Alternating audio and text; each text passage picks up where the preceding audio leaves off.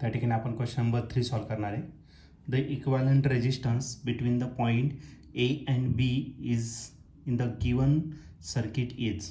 तर हा ए जंक्शन आणि बी या दोन जंक्शनच्या मध्ये टोटल किती रेजिस्टन्स असणार इक्विव्हॅलंट रेजिस्टन्स. आता टोटल 5 रेजिस्टन्स आहे. तर या 5 रेजिस्टन्सच्या जागी फक्त आपल्याला एक रेजिस्टन्स कनेक्ट करायचा आणि या एका रेजिस्टन्सची व्हॅल्यू किती असणार ते आपल्याला या ठिकाणी फाइंड करायचं आहे. ओके, तर याचे 4 ऑप्शन दिलेले आहे तुम्हाला. तर त्या 4 ऑप्शनपैकी पहिले जे ऑप्शन आहे ए ते आहे 2 ओहमचं, बी ऑप्शन आहे 4 ओहम, सी ऑप्शन आहे 8 ओहम आणि लास्ट डी ऑप्शन आहे 16 ओहम. तर या 4 ऑप्शनपैकी या क्वेश्चनचा करेक्ट आन्सर काय असणार आहे तर त्यासाठी आपण याला सॉल्व करूया आणि मग डिसाईड करूया. तर या क्वेश्चनमध्ये आपल्याला इक्विव्हॅलंट सर्किट फाइंड करायचं आहे पॉइंट ए आणि बी मध्ये. त्यासाठी आपल्याला सर्किट दिलेले आहे. सर्वात पहिले ती सर्किट आपण या ठिकाणी ड्रॉ करू. तर या ठिकाणी आपल्याला जंक्शन ए दिलेला आहे. तर या जंक्शन पासून एक रेजिस्टर दिलेला आहे तुम्हाला आणि त्या रेजिस्टरची जी व्हॅल्यू आहे ती आहे 2 ओहम इतकं. त्याच लाईनमध्ये आणखीन एक रेजिस्टर कनेक्ट केलेला आहे ज्याची व्हॅल्यू 10 ओहम इतकी दिलेली आहे आणि पुन्हा त्याच लाईनमध्ये आपल्याला आणखीन एक रेजिस्टन्स दिलेला आहे ज्याची व्हॅल्यू तुम्हाला 8 ओहम इतकी दिलेली आहे. ओके, त्यानंतर या पाथमध्ये आणखीन एक ब्रांच दिलेली आहे, त्याला एक रेजिस्टर कनेक्ट केलेला आहे.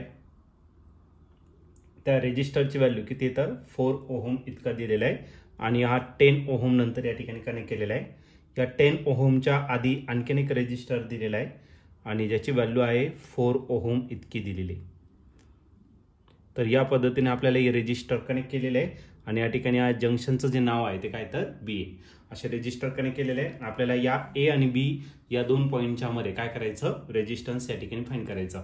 एक काम करू, या जंक्शनला प्रत्येक जंक्शनला नाव देऊन टाकू. हा ए झाला, इकडचा बी झाला, याला सी कन्सिडर करू, याला डी कन्सिडर करू, याला ई कन्सिडर करू. ओके, तर याला इक्विव्हॅलंट सर्किटमध्ये या ठिकाणी सर्वात पहिले तर मी कन्वर्ट करतो. तर हा जो आहे तर सर्वात पहिले आपण ए पॉईंट घेतलेला आहे. ओके, या ए जंक्शन नंतर तुम्हाला एक जंक्शन येतोय त्याचं नाव काय सी. ओके, या सी पासून 2 रेजिस्टन्स आहे, एक 2 ओहमचा आणि दुसरा 4 ओहमचा. त्याच पद्धतीने घेऊ. मग या ठिकाणी आपण जो रेजिस्टन्स घेतलेला आहे तर तो आहे किती तर 4 ओहमचा रेजिस्टन्स आहे आणि त्याच्या बिलो जो आहे तर तो रेजिस्टन्स आहे तुमचा 2 ओहमचा रेजिस्टन्स आहे या ठिकाणी. ओके, त्यानंतर या सी पासून हा जो पॉइंट आहे तो कोणता आहे ई, म्हणजे वरती जो जंक्शन आहे तर त्या जंक्शनचं नाव काय ई आहे आणि खाली जो जंक्शन आहे तर त्याचं नाव जे आहे ते डी आहे. ओके, डी पर्यंत आला. डी आणि ई याच्यामध्ये 10 ओहमचा रेजिस्टन्स कनेक्ट केलेला आहे. मग डी आणि ई याच्यामध्ये एक रेजिस्टर आहे ज्याची व्हॅल्यू किती आहे तर 10 ओहम इतकी आहे. ई नंतर जो पॉइंट आहे ईच्या पुढे एक रेजिस्टन्स आहे म्हणजे या ठिकाणी बी पॉइंट जंक्शन असणार आहे आणि या बी जंक्शनला ई आणि बीच्या मध्ये एक रेजिस्टर आहे तर त्याची जी व्हॅल्यू आहे ती किती तर 8 ओहम इतकी त्याची व्हॅल्यू असणार. ओके, मग जो रेजिस्टन्स आहे तर त्या रेजिस्टन्सची व्हॅल्यू जी आहे ती किती आहे तर 8 ओहम इतकी त्याची व्हॅल्यू आहे. आणि डी आणि बी जो पॉइंट आहे डी आणि बी याच्यामध्ये एक रेजिस्टन्स कनेक्ट केलेला आहे आणि त्या रेजिस्टन्सची जी व्हॅल्यू आहे ती किती तर 4 ओहम इतकी दिलेली आहे. ओके, आणि आला जंक्शन बी. ओके, आता सर्वात पहिले ते काम करू, हा बॅलन्स सर्किट आहे किंवा नाही याचा आपण डिस्कस करू. विस्टोन्स नेटवर्क तयार झालेला आहे पण हा विस्टोन नेटवर्क बॅलन्स आहे किंवा नाही ते आपल्याला सर्वात पहिले चेक करावं लागेल. मग हा घेतला R1, इथला जो रेजिस्टन्स आहे तो काय घेतला R2, इथला रेजिस्टन्स सपोज R3 घेतला आणि इथला जो रेजिस्टन्स आहे तो काय घेतला R4. आता सर्वात पहिले तर आपण सर्किट बॅलन्स आहे किंवा नाही हे चेक करण्यासाठी पहिले R1 डिवायडेड बाय R2 घेऊ यांचा रेशो. R1 जो दिलेला आहे तो दिलेला आहे तुम्हाला 4 ओहमचा, R2 जो दिलेला आहे तो 8 ओहमचा. आता 4च्या टेबलमध्ये 8 आहे, 4 1 जा 1, 4 2 जा 8 म्हणजे R1 डिवायडेड बाय R2 याची व्हॅल्यू किती झाली 1/2. तसं आपण यांचा रेशो करणार R3 आणि R4चा, R3 डिवायडेड बाय R4. पहिले या दोघांचा घेऊन टाकायचा नंतर या दोघांचा. इथला जो रेजिस्टन्स आहे तो 2 ओहमचा आहे आणि R4 4 ओहमचा आहे. 2 1 जा 1, 2 2 जा 4 म्हणजे आपण काय आला 1/2.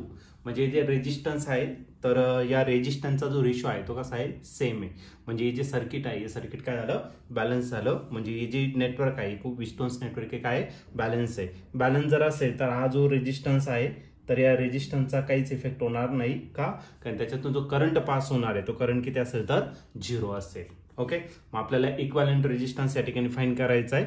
मग सर्वात पहिले तर आपण हे दोन रेजिस्टन्स जे आहे R1 आणि कोण R2 हे दोन्ही असणार आहे सिरीजमध्ये. ठीक आहे, मग या ठिकाणी आपण राईट करू R1 and R2 are in series. R1 आणि R2 कसे येतं सिरीजमध्ये, आणि सिरीजमध्ये आपण डायरेक्टली काय करतो ऍडिशन करतो. मग त्याला एक काम करू RS1 कन्सिडर करू.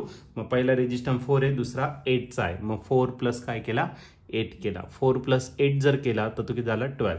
इथला 4 ओहमचा, इथला 8 ओहमचा, मग तो झाला रेजिस्टन्स 8 ओहमचा रेजिस्टन्स. दुसरा जो रेजिस्टन्स आहे खालचे दोन, हे दोन्ही रेजिस्टन्स पुन्हा कसे सिरीजमध्ये, मग त्याला आपण RS2 कन्सिडर करू S2. तर इथला 2 ओहमचा, इथला 4 ओहमचा, मग 2 प्लस 4 करायचा. 2 प्लस 4 किती येणार 6 ओहमचा. ओके, आता हे दोन कॉम्बिनेशन जे आहे एकमेकांना कसे असणार पॅरलल असणार, आणि पॅरलल मध्ये आपण काय करतो रेसिप्रोकल घेऊन त्यांची ऍडिशन. मग आपल्याला R इक्विव्हॅलेंट भेटेल. R इक्विव्हॅलेंट म्हणजेच आपला RP, आणि याचा फॉर्म्युला काय दोन्ही रेजिस्टन्स जे आहे जे सिरीजमध्ये आहे त्यांचं काय करायचं मल्टिप्लिकेशन. मग RS1 त्याला मल्टिप्लाय करायचं आपल्याला RS2 ने, आणि डिवाइड बाय या दोघांची काय ऍडिशन. RS1 प्लस काय असेल तर RS2. R इक्विव्हॅलेंट आपल्याला फाइंड करायचा, तो तसाच राहू द्या. RS1 जो आहे तो किती 12 ओहमचा, तो तसा असू द्या, इंटू RS2 जो आहे तो कितीचा आहे 6 चा. ओके, RS1 आहे तुमचा पुन्हा 12 आणि प्लस 6. ओके, तर या दोघांची आपण काय करणार आहे मल्टिप्लिकेशन. एक काम करा, तो नंबर सिम्प्लिफाय न करू, 12 इंटू 6 तसा राहू द्या. 12 प्लस 6 जर घेतला तर तो किती येणार आहे 18. ओके, 6च्या टेबलमध्ये 18 आहे. 6 1 1 6 3 जा किती 18. ओके, मग R इक्विव्हॅलेंट जो आहे तो किती भेटणार तर 12 डिवायडेड बाय 3.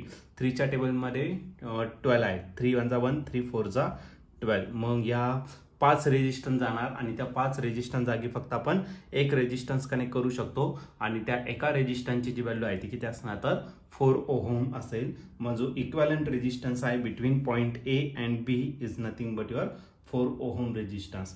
आणि या ठिकाणी तुम्ही ऑप्शन जर बघितलं तर ऑप्शन नंबर B जो आहे तो आपला करेक्टली मॅच होतोय. मग या क्वेश्चनचं जे आन्सर असणार ते ऑप्शन B. ऑप्शन B म्हणजेच काय equivalent resistance is equal to 4 ohm.